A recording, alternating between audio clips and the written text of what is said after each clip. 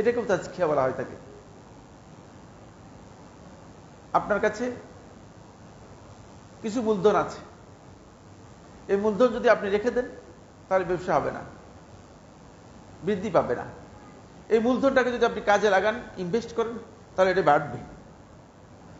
আপনার আমল, আখলাক, ইলম এবং আপনার আচার আচরণ যেগুলো আছে, শিষ্টাচার, আদব, এগুলো সবকিছুর মধ্যে বৃদ্ধি, একটু সামনের দিকে বাড়িয়ে যাওয়া, অগ্রসর হওয়া।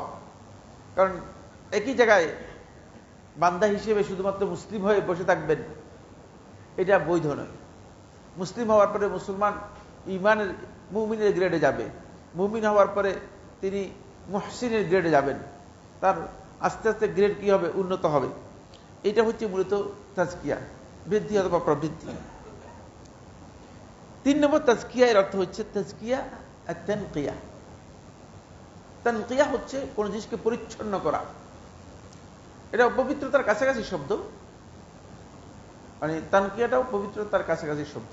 তানকিয়া হচ্ছে কোন জিনিসকে এমন ভাবে মানে সাফ করে দেয়া, যেটা খালি করে দেয়া, যেখানে দোষ ত্রুটি আছে, যেখানে অপরাধ আছে, অন্যায় আছে, সেগুলো থেকে পরিপূর্ণ সেটাকে মুক্ত করা, অপরাধ এবং দোষ ত্রুটি থেকে মুক্ত করা। আল্লাহ সুবহানাহু ওয়া তাআলা কোরআন কারীমের একাধিক আয়াতের মধ্যে তাজকিয়া শব্দটি ব্যবহার করেছেন। তাজকিয়া শব্দটি আল্লাহ রাব্বুল আলামিন সূরা আশ-শামসের 9 এবং 10 নম্বর আয়াতের মধ্যে ব্যবহার করেছেন। قد أفلح من زكاها وقد خاب من دساها। আল্লাহ তাআলা বলেন, সেই ব্যক্তি সফল হলো, সফলতা লাভ করলো, মান যাক্কাহা, যে তার নফসকে পবিত্র করতে পারলো, যে তার সত্তাকে পবিত্র করতে পারলো, নিজেকে পবিত্র করতে পারলো। ওয়াকাদ খাবা মান দাসসাহা, আর সেই ব্যক্তি ক্ষতিগ্রস্ত হলো, সেই ব্যক্তি বিপর্যস্ত হলো, যে মান দাসসাহা, যে তার নফসকে কলুষিত করলো, নফসকে অপরাধ অন্যায়ের সাথে যুক্ত করে মলিন এবং কালিমা মণ্ডিত করলো। এখানে যাক্কাহা, তাজকিয়া শব্দটি তাহহারাহা, এই অর্থে ব্যবহৃত হয়েছে, পবিত্র অর্থে ব্যবহৃত হয়েছে।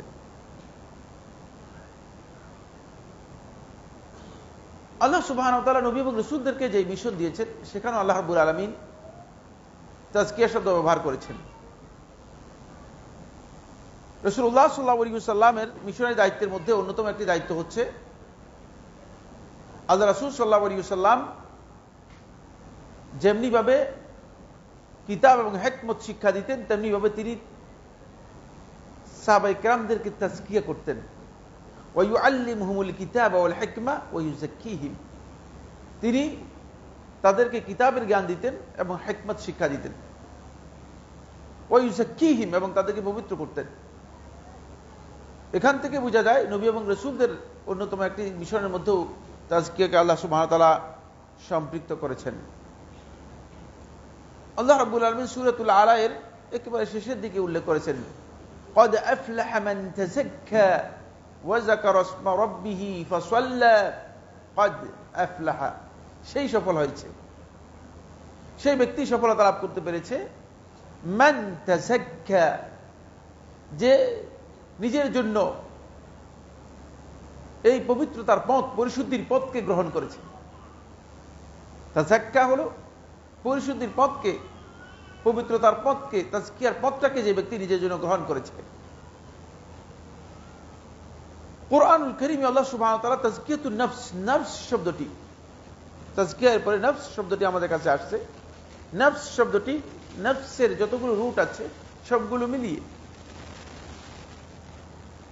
298 বার আল্লাহ রাব্বুল আলামিন উল্লেখ করেছেন পুরা কোরআনের মধ্যে। নফসের অনেক দীর্ঘ বিষয় রয়েছে, আমি এখানে শুধুমাত্র নফস বলতে এখানে কি বোঝানো হচ্ছে সেই কথাটুকু গিয়েই আমার মূল আলোচনার দিকে চলে যাব। নফস শব্দটি কোরআনে কারীমে সর্বমোট 7টি বা 8টি অর্থে ব্যবহৃত হয়েছে। মৌলিকভাবে প্রথম যে অর্থে ব্যবহৃত হয়েছে সেটা হলো এই, নফস বলতে জাত বা সত্তাকে বোঝানো হয়েছে। সত্তা, ব্যক্তিকে বোঝানো হয়েছে, সত্তাকে বোঝানো হয়েছে। ওয়া ইউহাদ্দিরুকুমুল্লাহু নাফসাহ, আল্লাহ তাআলা তার সত্তার তোমাদেরকে ভয় দেখাচ্ছেন, সতর্ক করছেন। এখানে আল্লাহ রাব্বুল আলামিন নফস বা সত্তার দিকে ইঙ্গিত করেছেন। কোরআন কারীমে অনেকগুলো আয়াতের মধ্যেই নফস শব্দটি সত্তা বোঝানোর জন্য ব্যবহার করা হয়েছে। দ্বিতীয় নফস শব্দটি কোরআন কারীমে মানুষের যে দেহ অবয়ব আছে, কাঠামো আছে, সেটা বোঝানোর জন্য আল্লাহ তাআলা ব্যবহার করেছেন, নফস শব্দটি ব্যবহার করেছেন। তৃতীয় হচ্ছে নফস শব্দটি আল্লাহ সুবহানাহু ওয়া তাআলা কোরআন কারীমে রূহ বোঝানোর জন্য ব্যবহার করেছেন। ইয়া আইয়াতুহান নাফসুল মুতমাইন্নাহ ইরজিই ইলা রাব্বিকি রাদিয়াতাম মারদিয়্যা। এখানে নাফসুল মুতমাইন্নাহ এর পরিচয় দিয়ে নাফসুল মুতমাইন্নাহকে আল্লাহ তাআলা কিয়ামতের দিন যে বলবে ইরজিই ইলা রাব্বিক, তুমি তোমার রবের দিকে ফিরে যাও, সেদিকে ইঙ্গিত করা হয়েছে, রূহকে বোঝানো হয়েছে। নফস শব্দটি কোরআনে কারীমে আল্লাহ সুবহানাহু ওয়া তাআলা আদম আলাইহিস সালামকে বোঝানোর জন্য ব্যবহার করেছেন। আল্লাযী খালাকাকুম মিন নাফসিন ওয়াহিদা, সেই সত্তা যিনি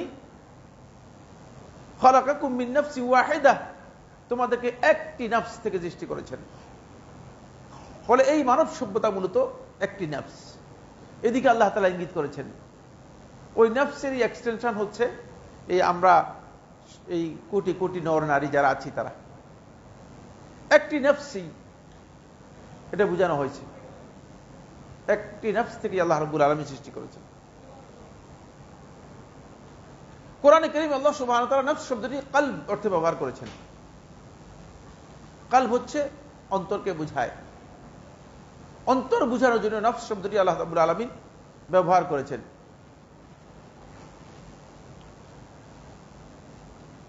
এখানে মূলত তাজকিয়াতুন নফসের মধ্যে দুটি অর্থ রয়েছে। একটি হচ্ছে আপনি আপনার আত্মাকে পরিশুদ্ধ করবেন, আত্মশুদ্ধি, আপনার নিজের আত্মার পরিশুদ্ধির কাজ। কারণ মানুষের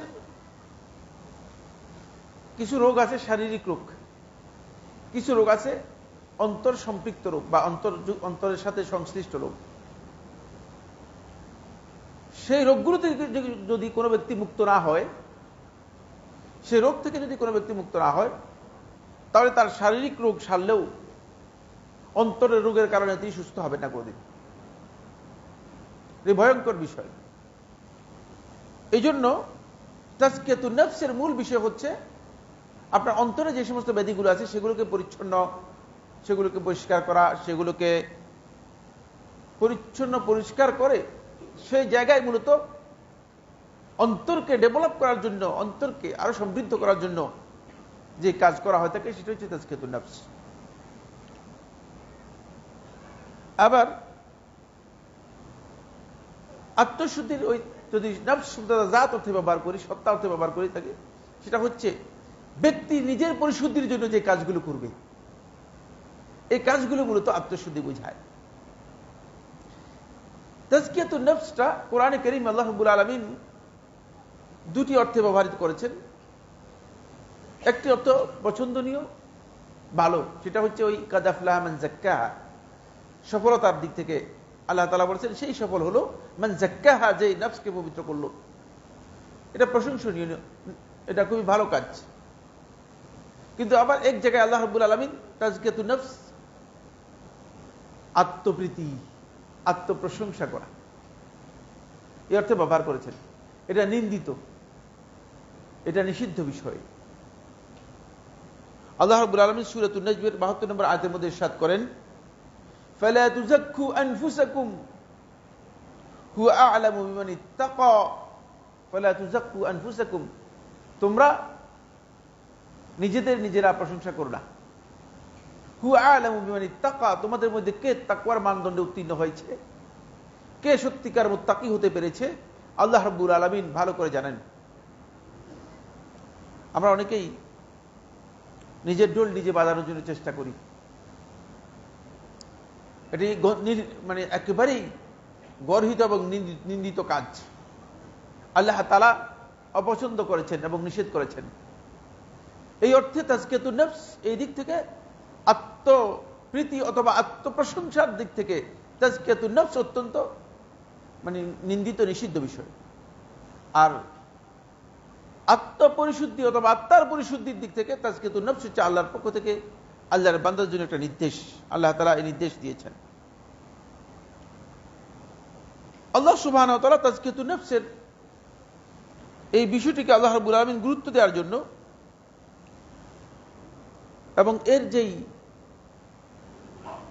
এর জন্য কাজ করবে, এই কাজের মাধ্যমে সেই ব্যক্তি সত্যিকার নিজেকে ডেভেলপ করতে পারবে, ডেভেলপ করতে করতে সেই মুহসিনিন এর গ্রেড মর্যাদা লাভ করবে। এটা আল্লাহ তাআলা সূরা আনকাবুতের 69 নম্বর আয়াতের মধ্যে বলেছেন। সূরা আনকাবুতের 69 নম্বর আয়াতের মধ্যে বলেছেন, আল্লাহ রাব্বুল আলামিন ইরশাদ করেন, ওয়াল্লাযীনা জাহাদু ফীনা লানাহদিয়ান্নাহুম সুবুলানা ওয়া ইন্নাল্লাহা লামাআল মুহসিনিন। আল্লাহ তাআলা ইরশাদ করেন, আর যারা আমার বিধান পালনের ক্ষেত্রে, আমার আনুগত্যের ক্ষেত্রে সর্বোচ্চ প্রচেষ্টা চালাবে, প্রচেষ্টা করবে, অবশ্যই আমি তাদেরকে আমার হিদায়াতের যে রাস্তাগুলো আছে সবগুলো দেখিয়ে দেব। সুবহানাল্লাহ, এটা আল্লাহ তাআলা ওয়াদা করছেন, লানাহদিয়ান্নাহুম সুবুলানা, অবশ্যই আমি তাদেরকে হিদায়াতের রাস্তাগুলো দেখিয়ে দেব। এজন্য আপনি হিদায়াতের রাস্তা লাভ করতে হলে আপনাকে একটু প্রচেষ্টা করতে হবে। একেবারেই প্রচেষ্টাবিহীন যে ব্যক্তি বসে থাকে তিনি হিদায়াতের রাস্তায় উঠতে পারবেন না। ঘরে বসে আল্লাহ তাআলার সন্তুষ্টি অর্জন করে ফেলবেন, এটা সম্ভব নয়। অবশ্যই আপনাকে কাজ করতে হবে। এজন্য চেষ্টা থাকতে হবে আপনার, মুজাহাদা। আল্লাহ তাআলা এখানে মুজাহাদা শব্দ ব্যবহার করেছেন। মুজাহাদা এটা একাকী হয় না, মুজাহাদা হয় থাকে দুইজনের মাঝে। যেহেতু প্রচেষ্টাটা নিজের ইচ্ছার বাইরে হোক, ইচ্ছার ভিতর হোক, নিজেকে প্রচেষ্টা করতেই হবে। এজন্য আপনি আপনার নফসের সাথে আপনাকে একটা জিহাদে নামতে হবে। এজন্য মনে হচ্ছে যেন আপনি এক পার্ট অথবা একটা পার্টনার, আর আপনার নফস আর একটা পার্ট অথবা আরেকটা পার্টনার। এর সাথে আপনি নিজেকে পবিত্র করার জন্য, নিজেকে পরিচ্ছন্ন করার জন্য আপনি এর সাথে কি করতেছেন? আপনি একটা জিহাদে অবতীর্ণ হচ্ছেন। তাহলে এই চেষ্টা যদি আপনি করেন, আল্লাহ তাআলার ওয়াদা হচ্ছে লানাহদিয়ান্নাহুম সুবুলানা, আমি তাদেরকে আমার রাস্তাগুলো হিদায়াতের দেখিয়ে দেব। ওয়া ইন্নাল্লাহা লামাআল মুহসিনিন, এবং আল্লাহ তাআলা মুহসিনদের সাথে আছেন, জানিয়ে দিচ্ছেন। মানে আপনি এই চেষ্টা করতে করতে এক পর্যায়ে আপনি মুহসিনদের যে গ্রেড আছে, যে মান আছে, সে মানে উত্তীর্ণ হতে পারবেন, সে মানে পৌঁছতে পারবেন। এই জন্য আল্লাহ তাআলা বলছেন যে মুহসিনদের গ্রেডে তুমি উত্তীর্ণ হতে পারবে। আবু হুরায়রা রাদিয়াল্লাহু আনহু বর্ণনা করেন, তিনি বলেন, আমি একদিন মদিনার এক বাগান দিয়ে যাচ্ছিলাম। যাওয়ার সময় বাগানের দেয়াল থেকে আমি যাচ্ছিলাম, দেখি যে দেয়ালের ওই পারে বাগানের ভিতরে ওমর ইবনুল খাত্তাব রাদিয়াল্লাহু তাআলা আনহু তিনি নিজেকেই নিজে, ওমর রাদিয়াল্লাহু তাআলা, ইয়া ওমর লিমা ফাআলতা হাদা, হে ওমর কেন এই কাজ করেছো, হে ওমর কেন এই কাজ করতেছো, নিজেকেই নিজে শাসাচ্ছেন। কেন এই কাজ করেছো? এই প্রশ্ন আমরা করতে পারি না। বরং প্রত্যেকটি ব্যক্তি যদি প্রতিদিন নিজের নফসকে সেভাবে নিজের সামনে এনে বলতো যে তুমি কেন এই কাজ করেছো, এই কাজটা তোমার জন্য তো সঙ্গত হয়নি, আল্লাহর বিধান অনুযায়ী সঙ্গত হয়নি, অথবা ঈমানের দাবি অনুযায়ী সঠিক হয়নি, তাহলে সে আত্মশুদ্ধি করতে পারত। এরা সালাফদের আমল দ্বারা সাব্যস্ত হয়েছে। সামনে সময় সাপোর্ট করবে কিনা দেখি আমরা কতটুকু যেতে পারি। আসুন, এরপরে যে পয়েন্টটি এর সাথে যুক্ত বিষয় হচ্ছে, ফলে আল্লাহ রাসূল সাল্লাল্লাহু আলাইহি ওয়াসাল্লাম সুনান তিরমিজি riwayat-এর মধ্যে এসেছে, এবং ইমাম তিরমিজি রাহমাতুল্লাহ এটাকে হাসান সহিহ বলেছেন, নাসিরউদ্দিন আলবানী রাহমাতুল্লাহ সহিহ বলেছেন, ইবনে হিব্বান রাহিমাহুল্লাহ তাআলা তা সহিহতে বর্ণনা করেছেন এবং সহিহ বলেছেন। সেটি হচ্ছে এই, রাসূলুল্লাহ সাল্লাল্লাহু আলাইহি ওয়াসাল্লাম ইরশাদ করেন, আল মুজাহিদু মান জাহাদা নাফসাহু ফি তাআহিদ, হচ্ছে ওই ব্যক্তি যে ব্যক্তি মান জাহাদা নাফসাহু, নিজের নফসের সাথে জিহাদ করলো, ফি তাআতিল্লাহ, আল্লাহ রাব্বুল আলামিনের আনুগত্যের ক্ষেত্রে, আল্লাহ তাআলার আনুগত্যের ক্ষেত্রে যে ব্যক্তি নিজের নফসের সাথে জিহাদ করলো, সেই হচ্ছে প্রকৃত মুজাহিদ। আমরা তো এখন মুজাহিদ এবং জিহাদ এটাকে অন্যদিকে নিয়ে গিয়েছি, ফলে বেশিরভাগ লোকেই জিহাদ চান লাঠিসুটা নিয়ে, অস্ত্রশস্ত্র নিয়ে রাস্তাঘাট অবরোধ করে। খুবই স্পষ্ট করে বলে দিচ্ছি, এক, যেই ব্যক্তি নিজের নফসের কাছে গালিব হতে, নফসের উপর গালিব হতে পারে নাই, নফসের সাথে জিহাদ করে যে ব্যক্তি নফসের উপর গালিব হতে পারে নাই, আল্লাহর কসম সেই ব্যক্তি শয়তানের উপর কোনোদিন গালিব হতে পারবে না, শয়তানের উপর গালিব হতে পারবে না, শয়তানের উপর বিজয়ী হতে পারবে না। আমরা নিজেদের নফসকে ঠিক করতে পারিনি, আর জিহাদ নিয়ে আমরা পরিচয় করছি না জানার কারণে। আর যে ব্যক্তি নফস এবং শয়তানের উপর গালিব হতে পারে না জিহাদ করে, কারণ জিহাদুন নফস এবং জিহাদুশ শয়তান, প্রথম একেবারে সর্বোচ্চ গ্রেড হচ্ছে জিহাদুন নফস, এরপর হচ্ছে জিহাদুশ শয়তান। নফস এবং শয়তানের সাথে জিহাদ করে যে ব্যক্তি গালিব হতে পারে নাই, যে ব্যক্তি বিজয় লাভ করতে পারে নাই, সেই ব্যক্তি কোনোদিন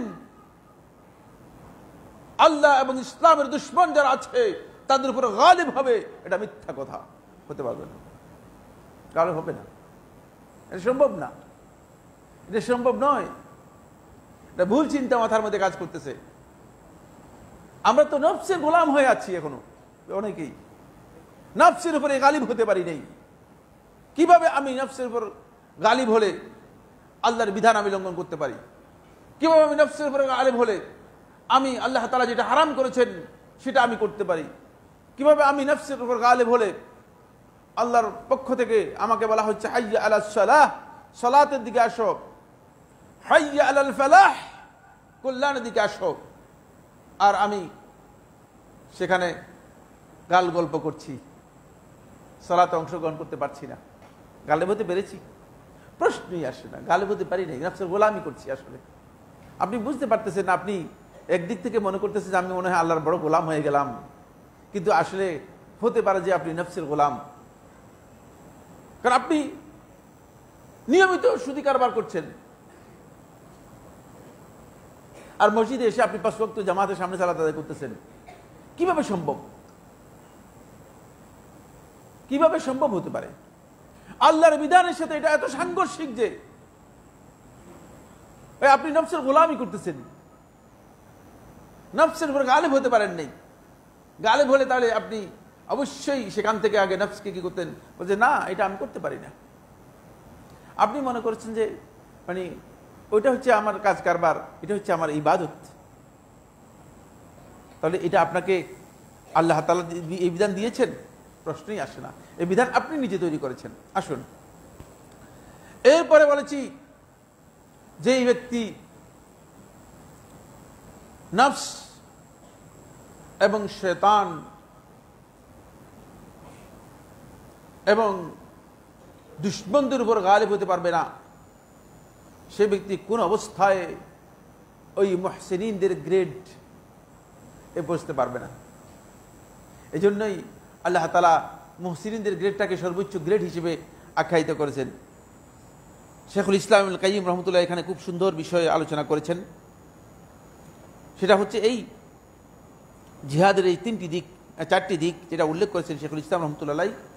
তোর মধ্যে জিহাদুন নফস হচ্ছে মূলত আফরাদু আল জিহাদ ওয়া আউজাবুহু, জিহাদের মধ্যে সবচেয়ে অপরিহার্য শ্রেষ্ঠ জিহাদ। কারণ এই জিহাদ দিয়ে আপনি প্রথম নিজেকে তৈরি করবেন, আর তাজকিয়াতুন নফসের অপর নাম হচ্ছে জিহাদুন নফস। এতটুকু কথা বলার জন্যই মূলত এই কথাগুলো বলেছি। তাজকিয়াতুন নফস এমনি হবে না, তাজকিয়াতুন নফসের অপর নাম হচ্ছে জিহাদুন নফস। নফসের সাথে আপনাকে জিহাদ করতে হবে, কারণ আপনার নফস চায় যেটা, সেটা যদি আপনি করেন তাহলে আপনি আল্লাহ রাব্বুল আলামিনের আনুগত্যের জন্য নিজেকে বাউন্ড করতে পারবেন না, বাধ্য করতে পারবেন না। অথচ আপনি গোলাম হিসেবে, বান্দা হিসেবে আল্লাহ তাআলার কাছে বাধ্য। আল্লাহর বিধান পালন করার জন্য আপনি অবশ্যই আল্লাহর বিধান পালন করতে বাধ্য থাকবেন, কিন্তু সেটা আপনি করতে পারবেন না। এই কারণেই আপনাকে সেই জায়গায় আসতে হবে। আসুন এই কথাগুলো তাজকিয়াতুন নফসের ভূমিকা আলোচনা করার পরে এর গুরুত্ব সম্পর্কে কয়েকটি কথা আলোচনা করব। 1 নম্বর পয়েন্ট হচ্ছে যে সেটা হলো এই, আল্লাহ সুবহানাহু ওয়া তাআলা কোরআনে কারীমের সূরা আশ-শামস অথবা আশ-শামস, এই সূরাতে আল্লাহ সুবহানাহু ওয়া তাআলা 11টি কসম করেছেন একাধারে। 11টি কসম করে আল্লাহ তাআলা বলেছেন قد أفلح من تزكى قد أفلح من زكاها وقد خاب من دساها। তাজকিয়াতুন নফসের কথা উল্লেখ করেছেন, 11টি কসম করেছেন। আল্লাহ রাব্বুল আলামিনের কথা আমি আপনি যদি অস্বীকার করি, আল্লাহ তাআলার কোনো কিছু আসে যায়? আমি আপনি যদি না মানি, আল্লাহ রাব্বুল আলামিনের কোনো প্রয়োজন আছে? আল্লাহ রাব্বুল আলামিন আমাকে আপনাকে এই কথার গুরুত্ব বুঝানোর জন্য, এটা যে কত গুরুত্বপূর্ণ তাজকিয়াতুন নফস, কারণ এই তাজকিয়াতুন নফস যদি আপনি করতে না পারেন, আপনি কাদ আফলাহা এর যেই বৈশিষ্ট্য রয়েছে, সফলতার বৈশিষ্ট্য আছে, এই বৈশিষ্ট্যে প্রবেশ করতে পারবেন না। এই জন্য আল্লাহ রাব্বুল আলামিন একাধারে ওয়াশ-শামসি ওয়া দুহাহা ওয়াল কামারি ইযা তালাহা ওয়ান নাহারি ইযা জাল্লাহা ওয়াল লাইলি ইযা ইয়াগশাহা ওয়াস সামাই মা বানাহা ওয়াল আরদি মা তাহাহা ওয়া নাফসিন ওয়া মা সাওয়াহা। 11টি কসম করেছেন, এবং প্রত্যেকটি কসমের মধ্যেই খুবই গুরুত্বপূর্ণ, সূর্য থেকে আরম্ভ করে নফস পর্যন্ত কসম করেছেন। মাখলুকাতের প্রত্যেকটি জিনিস, ক্ষুদ্র থেকে বড় থেকে আরম্ভ করে ক্ষুদ্র পর্যন্ত সব কসম করে আল্লাহ তাআলা এই কথা বলছেন যে এই মাখলুকাত, বিশাল মাখলুকাত সবগুলোর পরিশুদ্ধির মধ্যেই একমাত্র কল্যাণ রয়েছে। তাহলে সফলতা পাবে, তাহলে কল্যাণ পাবে। আর যদি কোনো কারণে নফসকে কোনো ব্যক্তি কলুষিত করে, অপরাধ, গুনাহ, নিষিদ্ধ বিষয়ের সাথে যুক্ত করে, তাহলে সে ব্যক্তি বিপর্যস্ত এবং ক্ষতিগ্রস্ত হবে। আল্লাহ রাব্বুল আলামিন এইভাবে গুরুত্ব দিয়েছেন যাতে করে আমরা নফসের পরিশুদ্ধির বিষয়টি, তাজকিয়াতুন নফসের বিষয়টি খুব গুরুত্বের সাথে দেখি। আমরা অনেকেই সেই গুরুত্বের সাথে দেখি না। তার প্রমাণ হচ্ছে, খুব সহজ প্রমাণ আমার কাছে আছে, সেটা হলো এই, আপনি জ্বর হয়ে ডাক্তারের কাছে দৌড় দিয়ে যান, কিন্তু আপনি ইবাদত করেন না, আপনি সালাত আদায় করেন না, আপনি কোরআন তেলাওয়াত করেন না, আপনি কোনোদিন কোনো ডাক্তারের কাছে যান নেই।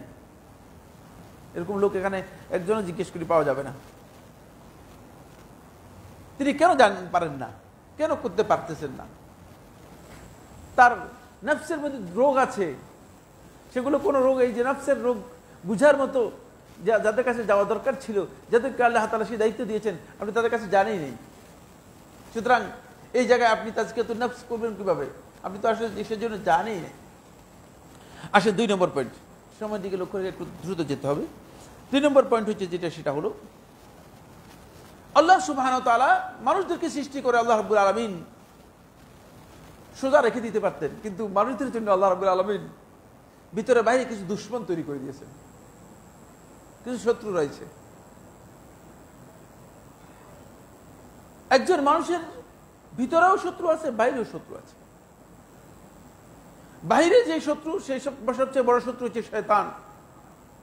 আর আপনার ইন্টারনাল ভিতরের যে শত্রু আছে, সেই শত্রুর নাম হচ্ছে হাওয়া।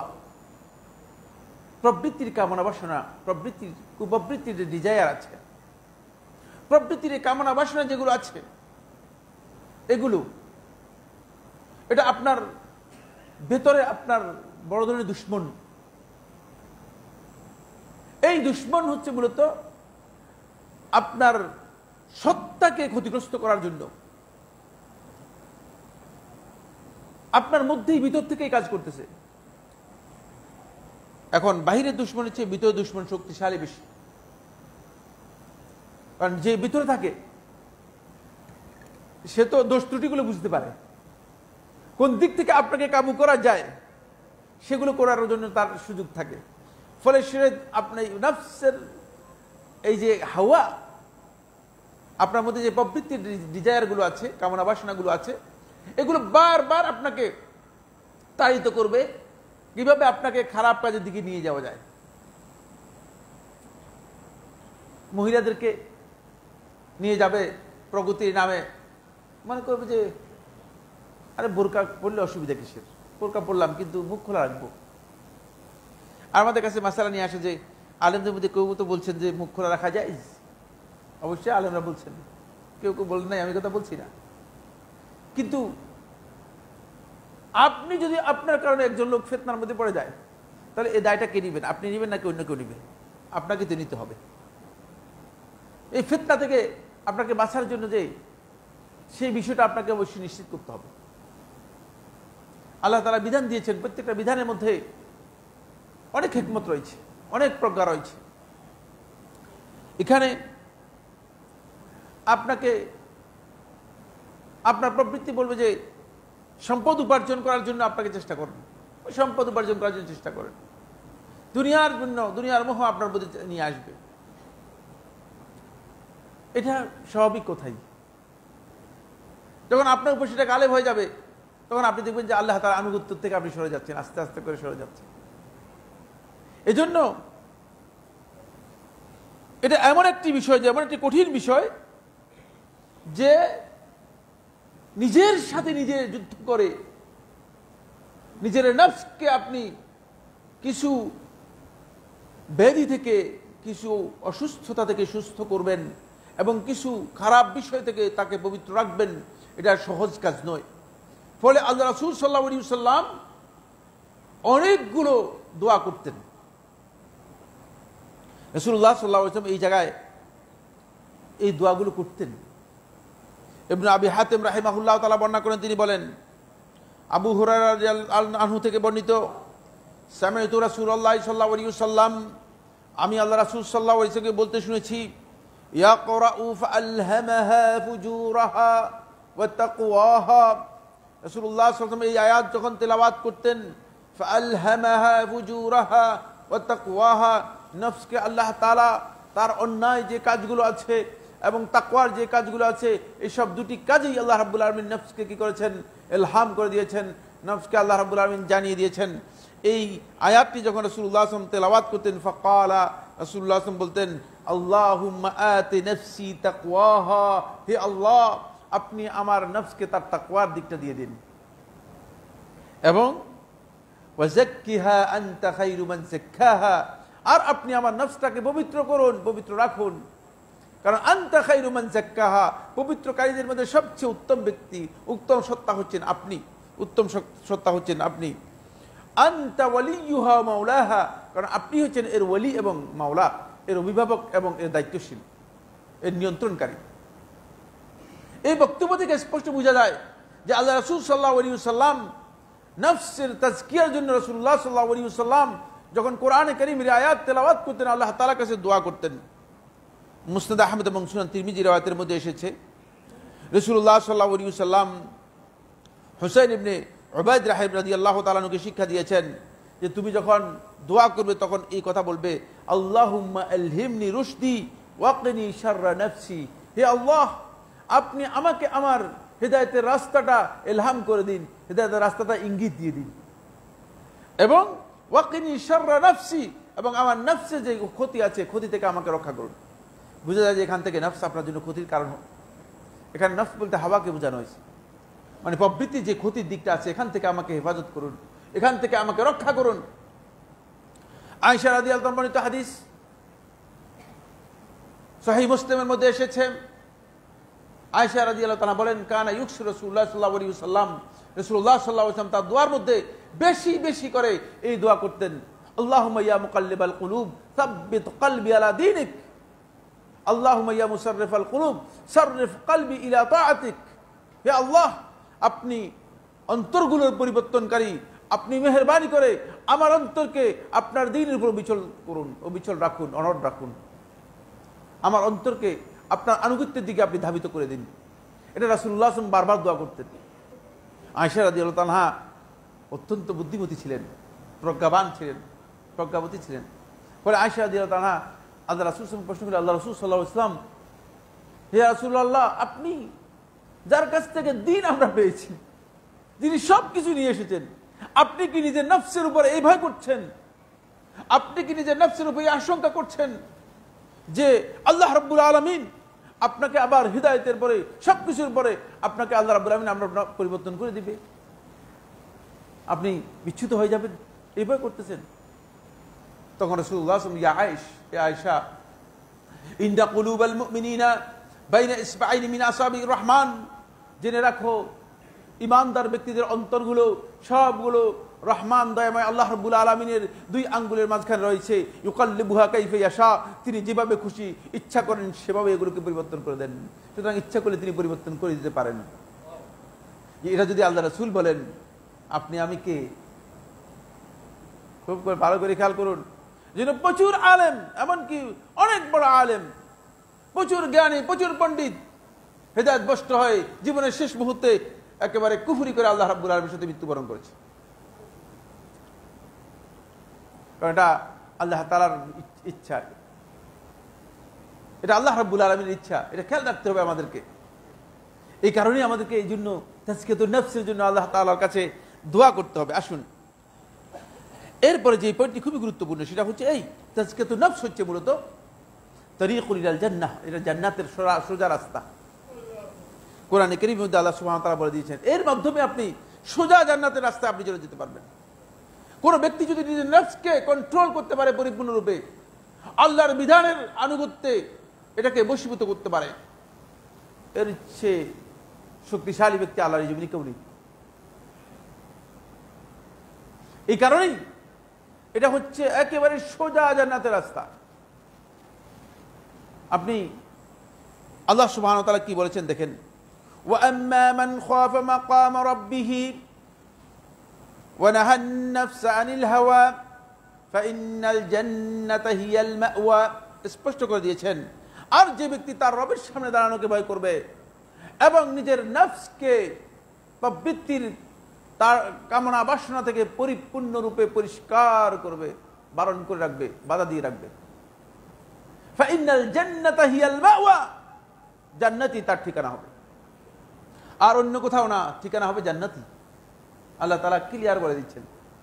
অনেক বেশি কাজ নেই, কাজ কমাই দিয়েছেন, শুধু ওই আল্লাহ রাব্বুল আলামিনের সামনে দাঁড়ানোকে ভয় করতে হবে, এখানেই সব কিছু মূলত। ওই ভয়টুকু করবেন তো দুনিয়ার সব জায়গায় দাঁড়ানোর সময় কি করতে হবে? ভয় করতে হবে। আর নিজের নফসটাকে পরিপূর্ণরূপে আল্লাহ তাআলার আনুগত্যের অধীনে নিয়ে আসবেন, আপনার জান্নাতের রাস্তা হচ্ছে এটি। এই জন্য তাজকিয়াতুন নফস এটা সরাসরি জান্নাতের রাস্তা। তিন নম্বর পয়েন্ট হচ্ছে যেটা, সেটা হলো মানুষ স্বাভাবিকভাবেই সব সময় চায় যে মানুষের মধ্যে পরিপূর্ণতা আসুক, যে গ্রেডে আছে, যে মানে আছে, সে মান থেকে একটু মান উন্নয়ন হোক, এটা মানুষের দাবি, প্রত্যেকটা মানুষ চায়। আপনি যদি সারা জীবন একজন মুসলিমের গ্রেডের মধ্যে থেকে যান, আপনি মুহসিন গ্রেডে বসতে যদি আপনার সেই জায়গায় পৌঁছার মতো আপনার সুযোগ না হয়, আপনার যদি সেই চেষ্টা না থাকে, তাহলে আপনি বুঝতে পারবেন না। এই জন্য তাজকিয়াতুন নফসের মাধ্যমে ইমানদার ব্যক্তি ইমানের প্রকৃত স্বাদ আস্বাদন করে তিনি আল্লাহ রাব্বুল আলামিনের ইহসানের গ্রেড যেটা আছে সেই গ্রেডে তিনি বসতে পারবেন। এই কারণেই তাজকিয়াতুন নফস হচ্ছে নিজেকে উন্নয়ন করার গ্রেড। এই গ্রেডে আসলে আপনি নিজেকে উন্নয়ন করতে পারবেন। এরপরে যেই পয়েন্টটি আলোচনা করব সেটা হচ্ছে, এটি আল্লাহ রাব্বুল আলামিন যত নবী এবং রসুলকে প্রেরণ করেছেন, সমস্ত নবী এবং রসুল এদের অন্যতম দায়িত্বের মধ্যে একটি দায়িত্ব ছিল, তাদের সাথে যারা অংশগ্রহণ করেছে, দ্বীনের কাজে যারা ঈমান এনেছে, তাদেরকে তাজকিয়াতুন নফস করা। ফলে এই লোকগুলো যারা কিছুদিন আগেও অপরাধে যুক্ত ছিল, নবী এবং রসুলদের সাথী হওয়ার পর, সোহবত লাভ করার পর তাদের অবস্থার পরিবর্তন হয়ে গেছে, বিশাল পরিবর্তন হয়ে গেছে। এমন মানুষের রূপান্তরিত হয়েছে সুবহানাল্লাহ, যেটা পৃথিবীর ইতিহাসে আর এ ধরনের মানুষের কোনো সন্ধান পাওয়া কঠিন। আজও আসবে কিনা পৃথিবীর ইতিহাস এটা প্রমাণ করে না। এরপরে 6 নম্বর পয়েন্ট হচ্ছে যেটা, সেটা হলো এই, আপনি যদি আপনার তাজকিয়াতুন নফস করতে পারেন, আপনার অন্তরকে পরিশুদ্ধ করতে পারেন, তাহলে আপনার সব পুরা শরীর শুদ্ধ হয়ে যাবে, চোখ শুদ্ধ হয়ে যাবে, কান শুদ্ধ হয়ে যাবে, মুখ শুদ্ধ হয়ে যাবে। এটা তো রোগ, ভিতরের রোগের কারণেই তো এগুলি সমস্যা। যারা ফেসবুক, ইউটিউব এই সমস্ত অশ্লীল জিনিসপত্র দেখছেন, পর্নোগ্রাফিতে যাচ্ছেন, এদের আসলে মূলত ত্রুটি কিন্তু অন্তরের মধ্যে, চোখের মধ্যে না। রোগটা কোথায়? অন্তরের মধ্যে। এই জন্য আপনি যখন অন্তরকে শুদ্ধ করবেন, তখন দেখবেন যে আপনার সব শুদ্ধ হয়ে যাচ্ছে। রাসূলুল্লাহ সাল্লাল্লাহু আলাইহি ওয়াসাল্লাম নোমান ইবনে বাশীর রাদিয়াল্লাহু আনহু হাদিসের মধ্যে বলছেন, আলা ইন্না ফিল জাসাদি মুদগাহ ইযা সালুহাত সালুহাল জাসাদু কুল্লুহু ওয়া ইযা ফাসাদাত ফাসাদাল জাসাদু কুল্লুহু আলা ওয়া হিয়াল কলব। রাসূলুল্লাহ সাল্লাল্লাহু আলাইহি ওয়াসাল্লাম বলেন যে মানব দেহের মধ্যে একটা গোশতপিণ্ড আছে, যেটা পরিশুদ্ধ হয়ে গেলে, পরিমার্জিত হয়ে গেলে সব পুরা দেহটাই পরিমার্জিত হয়ে যাবে। যেটা বিপর্যস্ত, ক্ষতিগ্রস্ত হলে, কোনো কারণে পচে গেলে, নষ্ট হয়ে গেলে একবারে সবটাই নষ্ট হয়ে যাবে। সেটা হচ্ছে আলা ওয়াহিয়াল কলব, সেটা হচ্ছে অন্তর, নফস। এই কলবের কথা বলা হয়েছে, অন্তরের কথা বলা হয়েছে। এই জন্য আপনি আপনার এই অন্তরকে পরিশুদ্ধ যদি করতে না পারেন, তাহলে আপনি আপনার দেহকে পরিশুদ্ধ করতে পারবেন না। অনেকে আমাদেরকে বলেন যে আমার ফেসবুকে বেশি সময় চলে যায়। ফেসবুকে সময় চলে যায় কেন? কারণ হচ্ছে আপনার সমস্যা হচ্ছে রোগ তো ভিতরে। এই কারণে তো ডাক্তার যখন ওষুধ দেয়, ডাক্তার কিন্তু ওষুধ খাওয়ার জন্য দেয়, কিন্তু আপনার রোগ হচ্ছে বাইরে। প্রত্যেকটা অঙ্গ প্রত্যঙ্গকে যদি আল্লাহ রাব্বুল আলামিনের আনুগত্যের কাছে নিয়ে আসতে হয়, তাহলে আপনাকে অবশ্যই আপনার তাজকিয়াতুন নফস করতে হবে, অন্যথা আপনি পারবেন না। এরপরে দুনিয়া এবং আখিরাতের নাজাত মূলত তাজকিয়াতুন নফসের মধ্যে। কারণ তাজকিয়াতুন নফস যদি কোনো ব্যক্তি করতে না পারে, নিজের নফসকে পরিশুদ্ধ করতে না পারে, তাহলে সে ব্যক্তি দুনিয়া এবং আখিরাতে যেই কল্যাণ রয়েছে, সেই কল্যাণটুকু সে অর্জন করতে পারবে না এবং নাজাত লাভ করতে পারবে না। নাজাতের মাধ্যমই হচ্ছে এটি। সে ক্ষতিগ্রস্ত হবে। আল্লাহ রাব্বুল আলামিন এভাবে উল্লেখ করেছেন।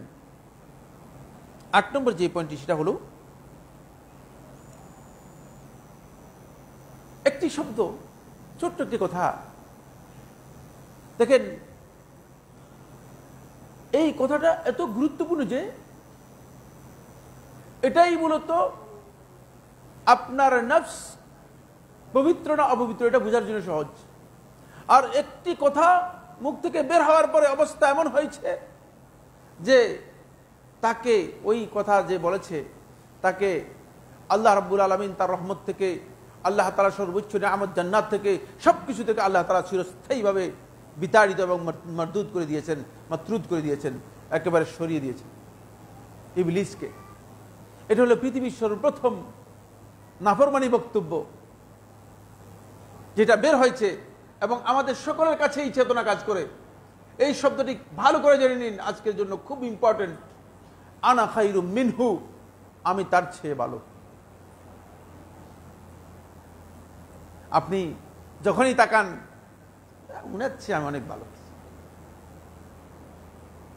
এই চেতনা শয়তানের চেতনা।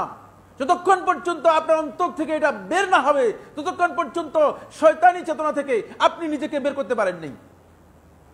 সর্বপ্রথম এই বক্তব্য দিয়েছে শয়তান। যখন আদম আলাইহিস সালামের বিষয়টি আসলো, তখন শয়তান বলল, আনা খায়রুম মিনহু, আমি তার চেয়ে ভালো। খালাকতাহু মিন তিন, তাকে আপনি মাটি থেকে সৃষ্টি করেছেন। ওয়া খালাকতানি মিন নার, আমাকে আগুন থেকে সৃষ্টি করেছেন। সুতরাং আমার গ্রেডটা কি ভালো। এই যে আনা খায়রুম মিনহু, আমি তার চেয়ে ভালো, এই চেতনা অন্তরের মধ্যে লালন করলে তিনি নফসকে পবিত্র করতে পারেন নাই। আমাদের মধ্যে এটা ব্যাপক ভয়ঙ্করভাবে কাজ করছে। অনেক মানুষের মধ্যে এত যে আপনি কোথায় কোথায়, তো এই কারণেই আজকে মানুষের মধ্যে ইগো কাজ করতেছে। আমি বিনয়ের সাথে অনুরোধ করব, এই চেতনা থেকে বের না হওয়া পর্যন্ত আপনি কিন্তু আসলে শয়তানের চেতনা থেকে বের হতে পারেন নাই। মানে শয়তানিয়ত কিছুটা আপনার মধ্যে রয়ে গিয়েছে। কারণ এই শব্দটা আল্লাহ তাআলা কেন বলেছেন? যাতে করে কিয়ামত পর্যন্ত মানুষের কাছে শিক্ষা হয় যে আনা খায়রুম মিনহু, আমি তার চেয়ে ভালো। এটা বলার সুযোগ নেই।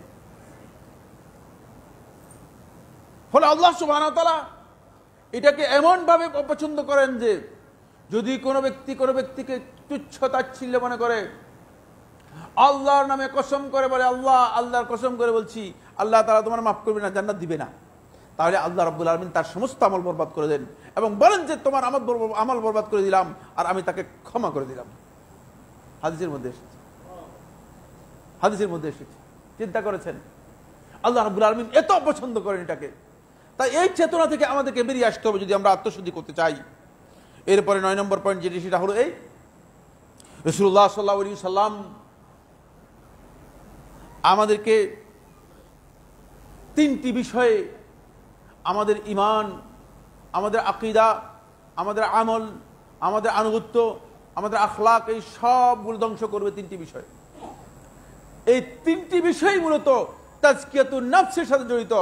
যদি কোনো ব্যক্তি তাজকিয়াতুন নফস করে 3টি জিনিস থেকে তিনি নিজেকে রক্ষা করতে পারবেন।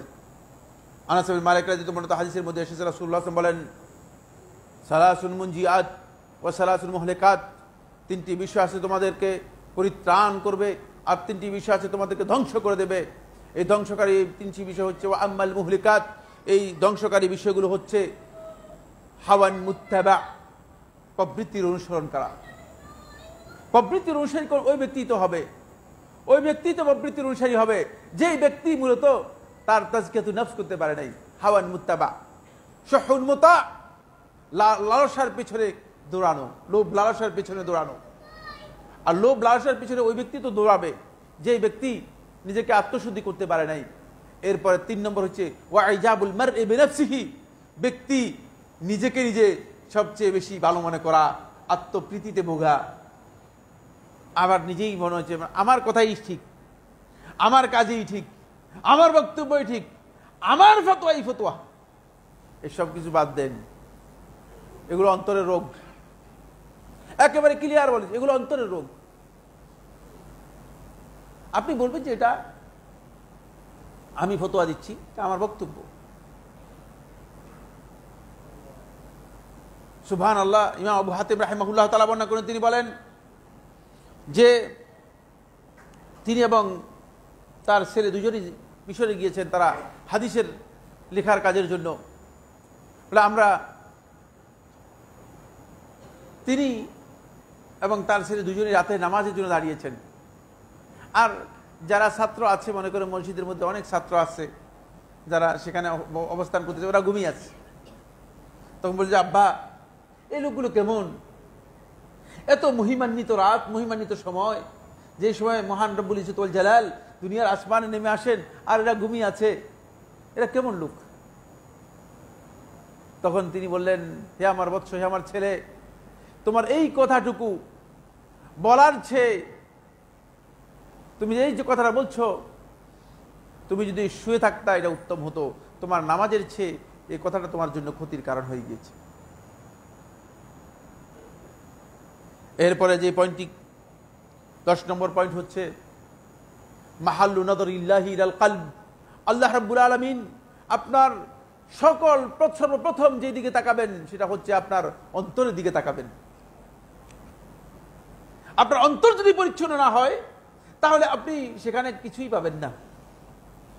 আল্লাহ রাব্বুল আলামিন আপনার অন্তরের দিকে তাকাবেন। আল্লাহ তাআলা দৃষ্টিটার প্রথম দৃষ্টি পড়বে ইলা কুলুবিকুম ওয়ালাকিন ইয়ানজুরু ইলা কুলুবিকুম ওয়া আমালিকুম, তিনি তোমাদের অন্তরের দিকে তাকাবেন।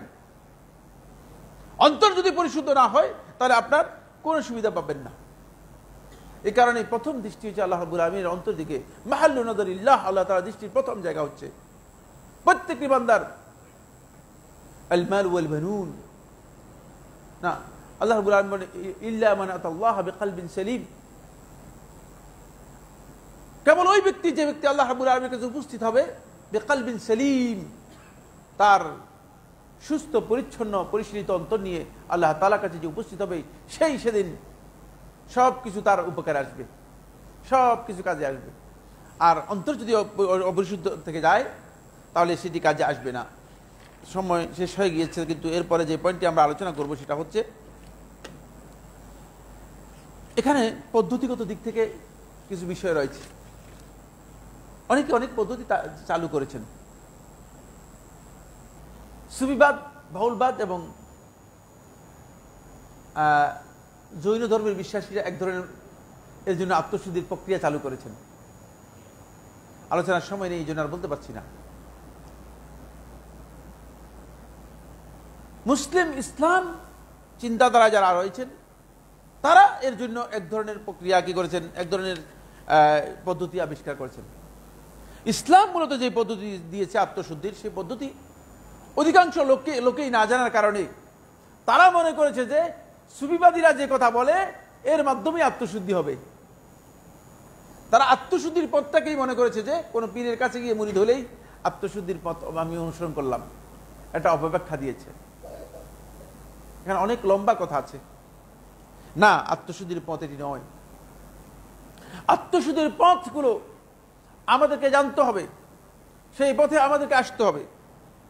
এক নম্বর বিষয় হচ্ছে, যেটা আত্মশুদ্ধির জন্য ইসলাম যে পদ্ধতি দিয়েছে, সেই পদ্ধতি হচ্ছে আপনাকে আল্লাহ রাব্বুল আলামিনের শিরক মুক্ত তাওহীদ আপনার মধ্যে বাস্তবায়ন করতে হবে। শিরক করলে কোনো ব্যক্তি তার আত্মাকে পরিশুদ্ধ করতে পারবে না। সে যতই ওয়াজ করুক না কেন, ওই ওয়াজের কোনো মূল্যই নেই। সেই যেই ধরনের শিরক হোক না কেন, ছোট শিরক হলেও সেই ব্যক্তি তাওহীদকে তাহকিক করতে পারে নাই, তাওহীদকে নিজের জীবনে বাস্তবায়ন করতে পারে নাই। দুই নম্বর হচ্ছে যত ইবাদত করবেন প্রত্যেকটা ইবাদতের মধ্যে ইখলাস থাকতে হবে, আল্লাহর সন্তুষ্টির উদ্দেশ্য হতে হবে।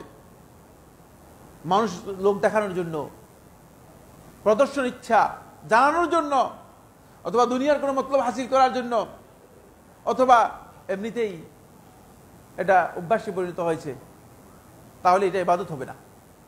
এই আপনি আত্মশুদ্ধি হবে না। ইবাদতগুলো প্রত্যেকটাই আত্মশুদ্ধির কাজ করে। প্রত্যেকটার মধ্যে মানুষের অন্তরের উপর একটা বিশাল প্রভাব আছে। বলে আল্লাহ রাব্বুল আলামিন সালাতকে বলেছেন, ইন্নাস সালাতা তানহা আনিল ফাহশাই ওয়াল মুনকার। সালাত মানুষকে অশ্লীল কাজ থেকে এবং মুনকার কাজ থেকে কি করে, বারণ করে থাকে। কিন্তু সালাত কই, আমাদেরকে তো বারণ করতেছে না। ইবাদতগুলো আমাদের মধ্যে কোনো প্রভাব বিস্তার করতেছে না। এক কারণটা কি? কারণ হচ্ছে একটাই, সেটা হলো এই যে আমরা আসলে এই জায়গায় পৌঁছি নাই, এই জায়গায় আসি নাই। এরপরে গুরুত্বপূর্ণ যে পয়েন্টটি, সেটা হচ্ছে হারাম বর্জন করতে হবে, অন্যথায় আপনার আত্মশুদ্ধি হবে না। এরপরে যে পয়েন্টটি গুরুত্বপূর্ণ, শেষ কথা, সময় শেষ হয়ে গেছে এবং বেশি হয়ে গেছে, সেটা হচ্ছে আপনার উপার্জনকে হালাল করতে হবে। যা খাচ্ছেন, যা পড়ছেন, যা সবটাই হালাল হতো। সমস্ত আহলে ইলম বলেছেন যে হারাম উপার্জন থেকে যা ভক্ষণ করা হয় থাকে, এতে একজন ব্যক্তির অন্তর পরিশুদ্ধ হওয়া তো দূরের কথা, বরং অন্তর শক্ত হয়ে যায়, আল্লাহর আনুগত্যের দিকে আর ধাবিত হয় না। এই অন্তরকে আপনি আল্লাহর আনুগত্যের দিকে নিয়ে আসতে পারবেন না। হারাম থেকে বাঁচার জন্য যদি চেষ্টা না করেন, তাহলে আপনি কোন অবস্থায় আপনার অন্তরকে পরিশুদ্ধ করতে পারবেন না। আল্লাহ রাব্বুল আলামিন আমাদের সবাইকে আত্মশুদ্ধির গুরুত্ব উপলব্ধি করে আমরা যেন আত্মশুদ্ধির প্রক্রিয়া সামনের দিকে এগিয়ে যেতে পারি, সে তৌফিক দান করুন। আকুলু কাওলি হাযা লি ওয়া লাকুম ফাস্তাগফিরুল্লাহ লি ওয়া লাকুম ফাস্তাগফিরুহু ইন্নাহু হুয়াল গফুরুর রহিম।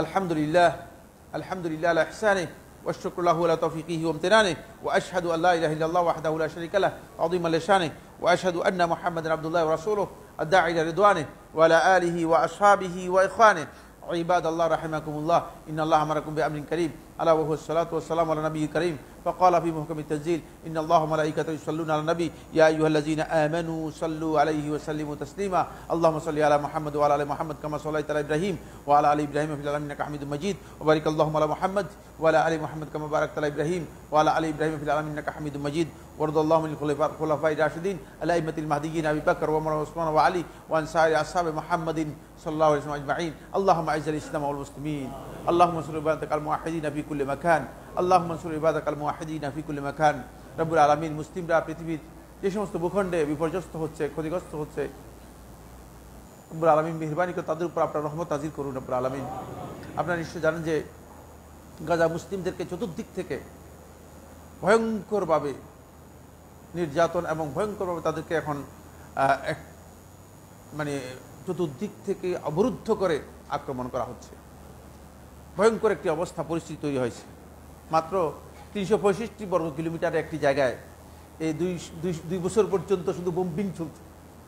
এখানে তো মানুষ থাকারই কথা না, তারপরেও যে কিছু মানুষ জীবিত আছে, এটা আল্লাহ রাব্বুল আলামিনের মুজিজা, আল্লাহ তাআলার কুদরত এবং ক্ষমতা ছাড়া আর কিছুই না আমি মনে করি। আল্লাহ রাব্বুল আলামিন মেহেরবানি করে আপনি তাদেরকে সাহায্য করুন। আল্লাহ রাব্বুল আলামিন মেহেরবানি করে তাদেরকে সাহায্য করুন। ইসলাম এবং মুসলমানদের দুশমন দখলদারকে আল্লাহ রাব্বুল আলামিন মেহেরবানি করে তাকে ধ্বংস করে দিন। রাব্বুল আলামিন আমাদের সবাইকে দ্বীনের উপর হিদায়াত দান করুন, দ্বীনের উপর ইস্তেকামত এবং বুঝলতা দান করুন। ইবাদাল্লাহ রাহিমাকুমুল্লাহ, ইন্নাল্লাহা ইয়ামুরু বিল আদলি ওয়াল ইহসান ওয়া ইতাইজিল কুরবা ওয়া ইয়ানহা আনিল ফাহশাই ওয়াল মুনকার ওয়াল বাগই।